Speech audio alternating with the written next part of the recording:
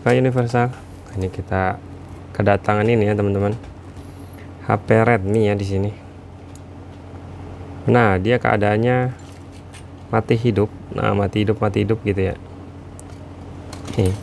Nah, di beberapa kasus yang pernah gue share ya, kalau misalnya kita cas gini, ini kan masih hidup, mati hidup ya. Kita cas dulu. Kalau dia misalnya kita cas dia nggak mati hidup, kemungkinan besar masalahnya di baterai ya. Cuma memang ada beberapa kasus ya, sambil dicas tetap restart juga baterai ada. Nah, cuma untuk Xiaomi ini Redmi berapa ya, Redmi 9 ya, ini biasanya kasus kayak gini itu bukan di switch on off ya teman-teman, bukan di baterai, tapi biasanya di switch on off. Nah, apakah benar dugaannya gitu ya? Kita akan bongkar dulu aja buat memastikan kebetulannya, kebenarannya. Oke, nah, jadi dia masih mati hidup ya. Ini buat Redmi 9 ya. Xiaomi sekarang juga banyak sih. Mungkin bukan di Xiaomi aja, di Oppo juga ya. Ini kasus kayak gini banyak teman-teman. Jadi kita buka dulu aja di sini ya, SIM tray atau SIM injektor. Kita buka gini. Kita akan langsung bongkar aja, dan gua akan kasih tahu buat teman-teman yang baru-baru ya, atau punya kasus di rumah nih, cara nentuin buat pasti ya ini on off apa enggak. Bisa kita tinggal misahin aja dari on off nya itu dari mesin ya. Nah, gimana caranya gitu kan, akan kasih tahu sedikit. Nah, di sini masih segel ya teman-teman, bawahnya udah pernah ganti. Ini masih ada segel Xiaomi ya. Nah, kita bongkar aja langsung ya teman-teman di sini. Kebetulan lagi baru-baru mau buka toko ya, karena kalau udah buka toko nggak kepegang ya, kadang suka terburu-buru buat bikin vlog. Ini juga kasus receh sih sebenarnya, tapi nggak apa-apa lah, menu-menuin konten aja. Oh ya, buat yang lagi ngejalanin usaha ya, tetap semangat ya. Awal-awal ngerintis pasti banyak yang dipikirin ya teman-teman, jadi banyak ketakutan lah kayak gitu. Jalanin aja, nggak usah kebanyakan dipikirin, karena kebanyakan ketakutan kita itu nggak kejadian kok. Jadi intinya tuh anggap aja ini mah iseng-iseng berhadiah lah. Nah, oke. Nah, ini kita buka di sini ya. Di sini ada fleksibel. Oke. Ini buat fingerprint ya di sini nih. Jadi kalau misalnya dia putus, ntar nggak bisa sidik jari. Ini kan masih restart nih. Ya. Oke, kita diam. Nah, masih restart gitu ya. Nah, untuk memastikan dia baterai atau bukan, jadi di bagian mesin ya, itu bisa kita congkel dulu gini. Kalau bisa ini pakai yang plastik ya, jangan pakai besi nih. Ini karena gue udah terbiasa. Kalau buat yang baru-baru jangan pakai yang besi. Jadi kalau kita geser aja, kita pindahin, kita jauhkan gitu ya. Ini kan on off ya tombolnya. Ini kita jauhkan gini. Kita akan lihat apakah dia masih restart dan tidak restart teman-teman. Nah gitu ya, jadi ini kerusakannya benar di switch on off ini ya. Jadi dia ini udah short gitu, jadi dia nempel terus. Jadi seakan-akan dia menekan tombol on off terus ya gitu. Ini udah keluar ya gambarnya tadi, mana tuh. Nah itu ya, udah keluar ya. Nah buat yang sekiranya ini, kalau kita deketin gini ya mesinnya nih, kita deketin gini, dia ntar otomatis langsung ada tulisan kayak matikan daya. Nah kayak gitu tuh ya, berarti kan tombolnya udah rusak. Bagusnya ini tuh diganti ya, satu blok gitu, satu set segini.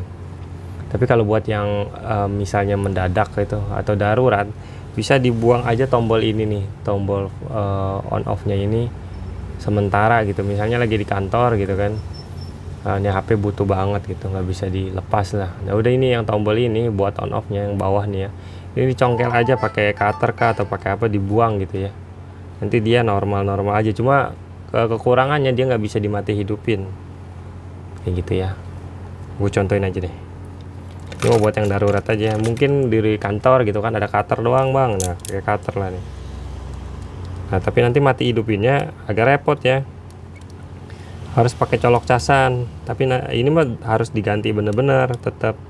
Ini mau buat yang darurat aja. Nah ini dicongkelnya dibuang gini nggak apa-apa, korek-korek gitu ya.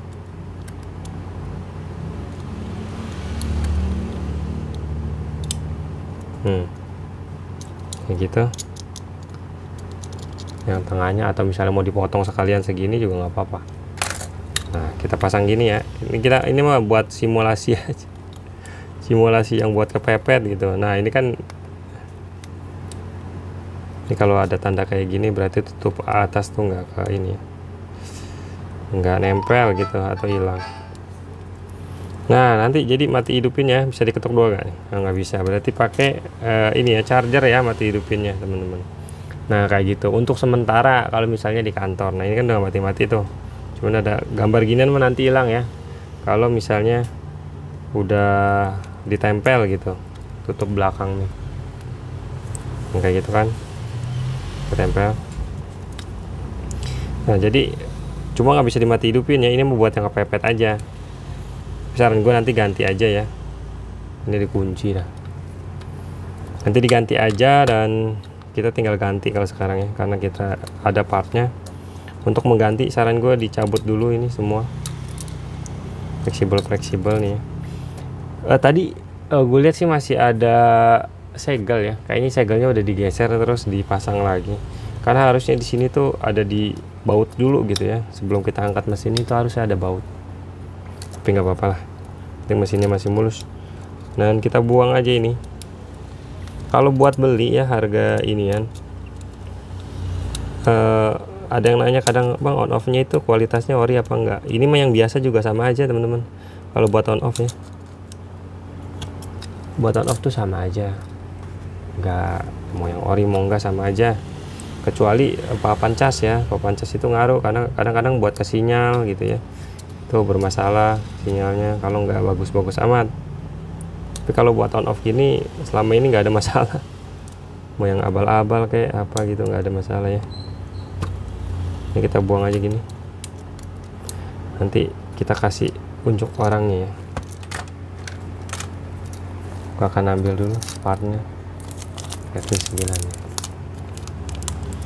Nah ini harganya ya, kalau kita sengaja beli kisaran, harga pasti gue nggak tahu ya, karena gue beli tuh kadang suka borongan gitu ya.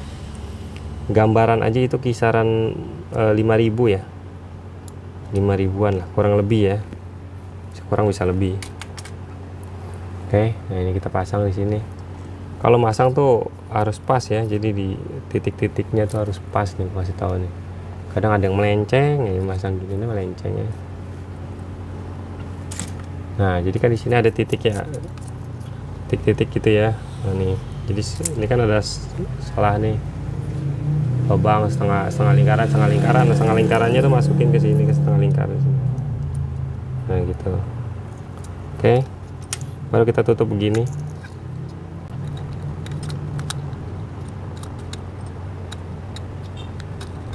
Oke. Nah kita pasang.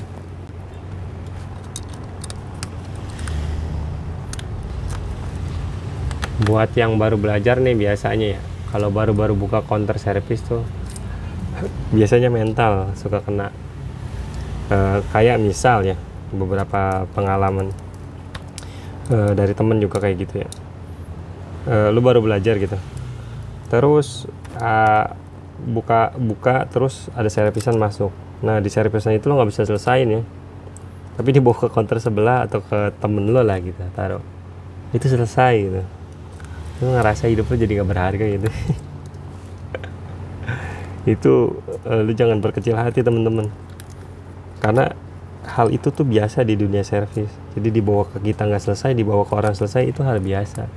jangan patah semangat gitu di situ. Itu hal biasa karena gue juga ngalamin dulu, sana sini nggak selesai, udah gue coba sini, coba dibawa ke orang kelar. Dulu pernah ngalamin. Itu mau berjalannya waktu aja, ntar ilmu kita nambah sendiri teman-teman. Karena kalau habis dari tempat kursus kita kan dapat ilmu tuh, ilmu teori ya sama praktek lah. Cuma di lapangannya terkadang itu agak berbeda lah kayak gitu. Tapi memang ilmu kursus itu bagus, memang harus dipakai gitu ya, penerapannya tuh bagus. Cuma kasus per kasus itu kayak ngadepin customer segala macam itu kan nggak terus-terusan ketemu di kursus gitu, kasus-kasus kayak gitu ya. Nah, buat lo harus kuat-kuatin mental aja. Hal-hal kayak sepele kayak gitu nggak usah jadi pikiran, nggak biasa aja ya, nggak kelar di kita belum rezekinya gitu aja. Kadang ada orang langsung down gitu, nggak mau, males buka lagi. Temen gue ada kayak gitu ya, jadi itu kan bingung ya kayak gitu kan. Banyak kok yang ilmunya di bawah kita gitu, bahkan nggak bisa. Harus positif aja mikirnya. Yang penting lo belajar dulu sebelum buka servis, jangan HP orang dijadiin bahan praktek gitu ya. Karena kan kesian ya, orang beli HP mahal-mahal kita jadi bahan praktek gitu kan. Kan gue kalau emang lo nggak mampu buat belajar kursus otodidak, beli mesin-mesin dulu baru buka praktek. Beli mesin-mesin HP dulu gitu ya, yang bermasalah gitu kan, HP bermasalah. Nah baru itu jadi bahan praktek. Jangan HP orang jadiin bahan praktek ya, karena kesian orang beli pakai uang kan, dengan tabungan gitu ya. Kenapa kadang harus kursus gitu ya? Karena di kursus tuh ya kita hidupin ya, karena di kursus itu dia ngasih biaya harga kursus tuh misalnya 2 juta atau 2,5 juta. Itu ilmunya itu dia yang lo dapet itu udah bener-bener bulat gitu. Jadi lo nggak usah nyari sana sini, itu udah matang gitu. Tinggal lo tuh ngembangin doang. Lo nggak perlu belajar lagi matiin HP orang kayak gimana. Lo nggak perlu ngalamin lagi hal gitu, walaupun mungkin di perjalanan lo akan ngalamin ya, tapi itu meminimalisir gitu. Jadi dari pengalaman orang itu bertahun-tahun ya. Nah ini udah selesai teman-teman, dan udah nggak restart ya. Dari pengalaman orang itu bertahun-tahun, nah dibikinlah kursus itu gitu ya. Dan kita tinggal ngambil aja pengalaman dari dia. Itu sih murah ya kalau menurut gue. Tapi kalau buat yang nggak ada duit ya tetap mahal. Nah makanya yang nggak ada duit otodidak aja nggak apa-apa. Cuma banyak-banyakin komunitas, terus buka beli HP bekas gitu ya, buat bahan praktek kayak gitu. Dan apakah harus nunggu pinter dulu bang baru buka? Ya kadang nggak juga, nggak gitu juga. Cuma jangan dijadiin juga bahan praktekan ya HP orang, kasihan kan. Ya teman-teman nih kayak gini aja ya, dan ini udah selesai. Ini mah kasus receh aja lah. Nah mungkin segini aja untuk Redmi 9 ya. Jadi kalau di iniin mati hidup tiba-tiba ya gitulah ya. Semoga manfaat teman-teman. Assalamualaikum warahmatullahi wabarakatuh.